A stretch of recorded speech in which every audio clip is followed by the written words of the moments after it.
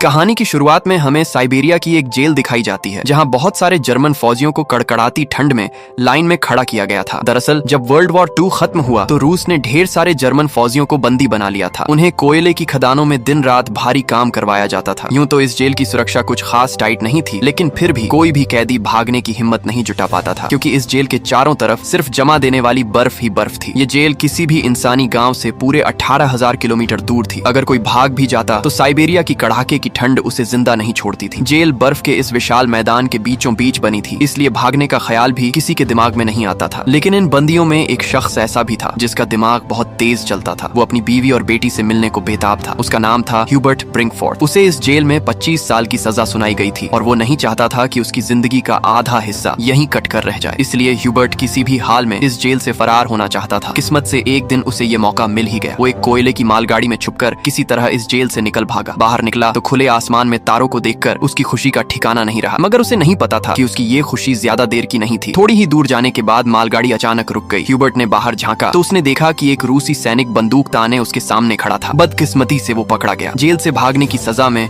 उसे एक खुली जेल के सेल में ठूंस दिया गया। यहाँ ठंड इतनी थी कि रात की बारिश ने उसकी हालत और पतली कर दी। उस सेल में उसे कुछ घंटे नहीं बल्कि पूरे 2 दिन गुजारने पड़े। 2 दिन गुजर जाने के बाद सुबह जेल का वार्डन उसके पास आया और उसे बाहर निकाला, मगर कोई सजा नहीं दी। बस इतना कहा, तुम्हारे साथी तुम्हारा इंतजार कर रहे हैं। उसे थोड़ी सी राहत मिली और जब ह्यूबर्ट अपने साथियों के पास पहुंचा तो वो सब डंडे और लाठियां लिए उसका इंतजार कर रहे थे। वो सब ह्यूबर्ट से बहुत गुस्सा थे, क्योंकि उसके भागने की वजह से पिछले 2 दिनों से उन्हें भी खाना नहीं मिला था। अब ह्यूबर्ट को वार्डन की बात का मतलब समझ आया। तभी बाकी कैदियों ने उस पर हमला बोल दिया और लाठी डंडों से उसकी अच्छी खातिरदारी कर डाली। इस पिटाई में ह्यूबर्ट इतना घायल हो गया कि उसे जेल के अस्पताल में भर्ती करना पड़ा। जेल का डॉक्टर भी एक जर्मन कैदी था। जैसे ही ह्यूबर्ट को होश आया, उसने डॉक्टर से कहा, मैं फिर से जेल से भागना चाहता हूँ और तुम्हारी मदद चाहिए। डॉक्टर उसकी हिम्मत देखकर हैरान रह गया कि इतना सब सहने के बाद भी ये बंदा नहीं रुका। एक जर्मन फौजी होने के नाते उसने ह्यूबर्ट को समझाया, इस जेल से जिंदा भागना मुमकिन नहीं है, और अगर तुम यहाँ से भाग भी गए तो बाहर की कड़कती ठंड तुम्हें खत्म कर देगी। मगर सच ये भी है कि अगर तुम नहीं भागे तो भी तुम्हारा यहाँ मरना तय है। कोयले की खदानों में कार्बन इतना ज्यादा है कि वो हवा के साथ तुम्हारे शरीर में घुस चुका है और कैंसर जैसी खतरनाक बीमारियां तुम्हें हो सकती हैं। इसलिए डॉक्टर ने कहा, तुम्हें एक आखिरी बार भागने की कोशिश जरूर करनी चाहिए। फिर उसने अपने सारे गर्म कपड़े, बर्फीले जूते और जरूरी सामान ह्यूबर्ट को दे दिया। साथ ही बताया कि उसे रेलवे लाइन के पास खाना छुपा हुआ मिल जाएगा। इतना ही नहीं, उसने ह्यूबर्ट को एक बंदूक भी दी ताकि वो अपनी हिफाजत कर सके। दरअसल डॉक्टर ने ही ये सब खाना, बंदूक, गर्म कपड़े आदि जमा किए थे, क्योंकि वो खुद भी इस नरक से भागना चाहता था। मगर हाल ही में उसे पता चला था कि उसे कैंसर है और उसके पास 1 महीने से ज्यादा वक्त नहीं बचा है। इसलिए उसने ह्यूबर्ट की मदद करने की सोची। उसने ह्यूबर्ट को एक लंच बॉक्स थमाया और कहा, अगर तुम जिंदा बच गए तो मेरी फैमिली तक ये लंच बॉक्स पहुंचा देना और कहना कि मैं अब इस दुनिया में नहीं हूँ। रात के अंधेरे में ह्यूबर्ट फिर से फरार हो गया। इस बार उसने मालगाड़ी की बजाय पैदल चलने का फैसला किया। वो रात भर चलता रहा और सुबह भी नहीं रुका, क्योंकि उसे डर था कि रूसी सैनिक उसे पकड़ न ले। सुबह जब वार्डन को खबर मिली कि ह्यूबर्ट फिर से भाग निकला है तो वो सीधा डॉक्टर के पास पहुंचा। मगर तब तक डॉक्टर अपनी जान ले चुका था, क्योंकि उसे पता था कि ह्यूबर्ट के भागने की खबर सुनकर वार्डन उसे बहुत तड़पाएगा। इसके बाद वार्डन ने कई रूसी सैनिकों को ह्यूबर्ट की खोज में भेजा और उसे जिंदा पकड़ने का हुक्म दिया। मगर कई दिनों की तलाश के बाद भी ह्यूबर्ट का कोई सुराग नहीं मिला। उसकी किस्मत अच्छी थी कि बर्फबारी की वजह से उसके पैरों के निशान मिटते जा रहे थे, जिससे उसे ढूंढना और मुश्किल हो गया। सबको लगने लगा कि ह्यूबर्ट इस ठंड में मर चुका होगा, लेकिन वार्डन हार मानने को तैयार नहीं था। वो जानता था कि ह्यूबर्ट बहुत मजबूत है और आसानी से टूटेगा नहीं, इसलिए उसने खोज जारी रखने का आदेश दिया। उधर ह्यूबर्ट पूरे जोश के साथ बर्फीले तूफान को चीरता हुआ आगे बढ़ रहा था। जेल से भागे 9 दिन बाद उसे कुत्तों के भौंकने की आवाज सुनाई दी। उसने पीछे देखा तो एक स्लेज उसकी तरफ आ रही थी। वो भागने की सोच ही रहा था कि स्लेज उसके पास से गुजर गई। तभी उसकी आंख खुली और उसे पता चला कि ये सब सपना था। दरअसल वो 9 दिनों से पैदल चल रहा था और उसका खाना खत्म हो चुका था। भूख और थकान ने उसे तोड़ दिया था, मगर वो रुका नहीं और जैसे तैसे आगे बढ़ता रहा। कुछ दिन बाद उसका शरीर भी साथ छोड़ने लगा और वो भूख से बेहोश हो गया। कुछ घंटों बाद जब होश आया तो उसे एक अजीब सी आवाज सुनाई दी। उसने देखा कि एक सील थी। ये देखकर उसकी आंखें चमक उठी। उसने फौरन बंदूक निकाली और निशाना लगाने की कोशिश की, मगर कमजोरी की वजह से निशाना चूक गया और सील भागने लगी। ह्यूबर्ट, जिसे कई दिनों बाद जिंदा रहने की उम्मीद मिली थी, वो ये मौका नहीं गंवाना चाहता था। वो सील के पीछे दौड़ा, मगर दौड़ते वक्त बर्फ टूट गई और वो पानी में गिर गया। इससे उसके पैर में चोट लग गई। फिर भी उसने हिम्मत नहीं हारी और सील का पीछा किया। जैसे ही वो गोली चलाने वाला था, सील एक चट्टान के पीछे छुप गई। ह्यूबर्ट और आगे बढ़ा, सील को फिर से देखा और आखिरी गोली चलाई। किस्मत से गोली सील को लगी। ये देखकर ह्यूबर्ट खुशी से उछल पड़ा, क्योंकि अब उसे सफर में खाने की फिक्र नहीं थी। कई दिनों बाद उसने पेट भरकर खाना खाया, थोड़ा सुस्ताया और फिर सफर शुरू कर दिया। इस लंबे सफर में ह्यूबर्ट बिल्कुल अकेला था। चारों तरफ बर्फ के सिवा कुछ नहीं था। ऐसे माहौल में उसका दिमाग खराब हो सकता था, इसीलिए वो खुद से बातें करता, अच्छी अच्छी बातें सोचकर खुद को हौसला देता। साथ ही वो हमेशा कंपास देखता ताकि बर्फीली वादी में रास्ता न भटक जाए। दिन बीतते गए और 2 महीने लगातार चलने के बाद उसे बर्फीले मैदान में एक छोटा सा पेड़ दिखा। उस पेड़ को देखकर वो इतना खुश हुआ जैसे उसे कोई खजाना मिल गया। वो दौड़कर उस पेड़ को गले लगा लेता है। दरअसल ये पेड़ इस बात का सबूत था कि 2 महीने चलने के बाद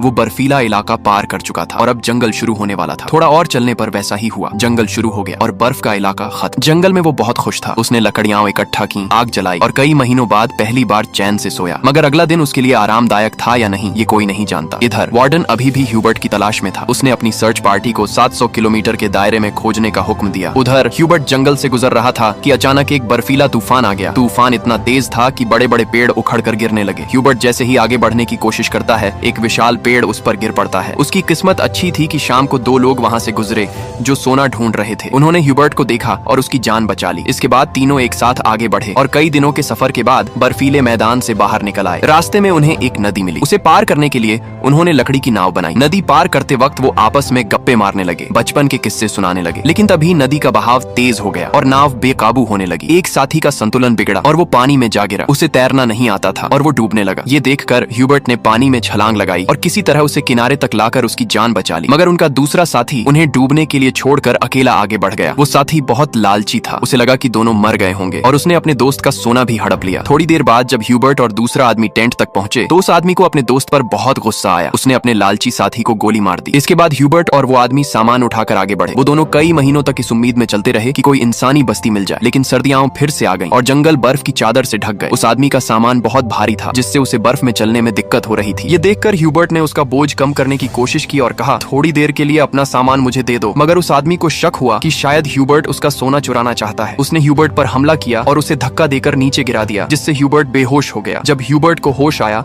तो उसने देखा कि भेड़ियों का एक झुंड उसकी ओर आ रहा था। अपनी जान बचाने के लिए वो एक पेड़ पर चढ़ने लगा, लेकिन चढ़ते वक्त एक भेड़िया उसका पैर पकड़ लेता है। पेड़ कमजोर था और बीच से टूट गया, जिससे ह्यूबर्ट नीचे गिर पड़ा। उसे लगा कि अब उसकी मौत पक्की है। तभी गोली चलने की आवाज आई। ह्यूबर्ट ने आंखें खोली तो देखा कि कुछ भेड़िए मर चुके थे और बाकी भाग गए थे। दरअसल इलाके के शिकारियों ने उसकी जान बचाई थी। वो उसे अपने गांव ले गए जहां लोगों ने उसका इलाज किया। सालों की मेहनत के बाद ह्यूबर्ट आखिरकार एक इंसानी बस्ती तक पहुंच गया था। लोगों को देखकर वो बहुत खुश हुआ। कई दिन तक वो गांव में रुका और लोगों ने उसकी खूब खातिरदारी की। एक दिन गांव में एक चिट्ठी आई जो वार्डन की थी। उसमें लिखा था कि एक जर्मन सैनिक उनकी जेल से फरार हो गया है और अगर किसी ने उसे पनाह दी तो वो गद्दार कहलाएगा। मजबूरी में ह्यूबर्ट को गांव छोड़ना पड़ा, वरना वार्डन गांव वालों को भी सजा देता। जाने से पहले गांव वालों ने उसे खाने पीने का सामान और एक शिकारी कुत्ता दिया। अब इस लंबे सफर में ह्यूबर्ट का एक साथी बन गया था, जिससे उसे अकेलापन नहीं महसूस हो रहा था। वो दोनों कई दिन चलते रहे। रास्ते में एक लकड़ी की फैक्ट्री दिखी और कुत्ता खाने की तलाश में वहां दौड़ गया। ह्यूबर्ट अपने कुत्ते को बचाने के लिए फैक्ट्री में गया। वहां के मजदूरों ने उसे पहचान लिया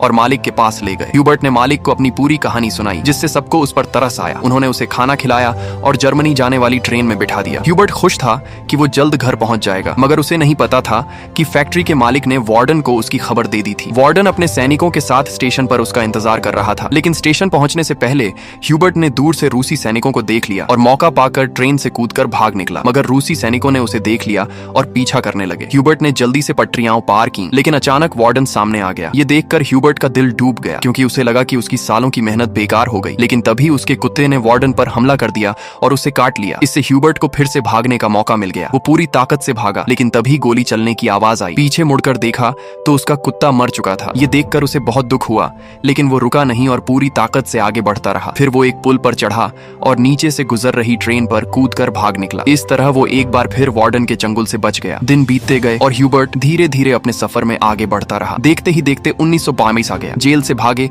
उसे 7 साल हो चुके थे। वो सेंट्रल एशिया में था और एक गांव के मेले में इधर उधर घूम रहा था। मेले में उसने तरह तरह की खाने की चीजें देखी। उसका मन तो खाने को कर रहा था, लेकिन जेब में एक पाई भी नहीं थी। वो दिल पर पत्थर रखकर आगे बढ़ गया। मेले में एक जासूस जैसा आदमी था जिसने ये सब देख लिया। ह्यूबर्ट एक चर्च में गया और वो आदमी उसका पीछा करते हुए वहां पहुंच गया। दरअसल वो आदमी भी कभी कैदी था, इसलिए उसने ह्यूबर्ट को पुलिस के हवाले नहीं किया और उसकी मदद करने की कोशिश की। वो ह्यूबर्ट को अपने घर ले गया, जहां ह्यूबर्ट ने कई साल बाद शेव की और अपने पुराने रूप में वापस आया। फिर उस आदमी ने ह्यूबर्ट को एक नया पासपोर्ट दिया ताकि वो रूस की सीमा पार करके जर्मनी पहुंच सके। ह्यूबर्ट उसकी मदद से बहुत खुश हुआ। जाने से पहले उसने उसका शुक्रिया अदा किया और रूस जर्मनी की सीमा की ओर निकल पड़ा। कुछ हफ्तों बाद ह्यूबर्ट सीमा तक पहुंच गया। उसने वहां मौजूद रूसी सैनिक को अपना पासपोर्ट दिखाया। उसे डर था कि कहीं सैनिक उसे पहचान न ले या उसका जाली पासपोर्ट पकड़ा न जाए, मगर किस्मत से ऐसा कुछ नहीं हुआ और सैनिक ने उसे सीमा पार करने की इजाजत दे दी। ये देखकर ह्यूबर्ट इतना खुश हुआ कि वो अपनी हंसी नहीं रोक पाया। आखिरकार वो उस पुल पर पहुंच गया जिसे पार करते ही वो जर्मनी में होगा। लेकिन आधे रास्ते में एक तेज रोशनी उसकी आंखों पर पड़ी। जब उसने आंखें खोली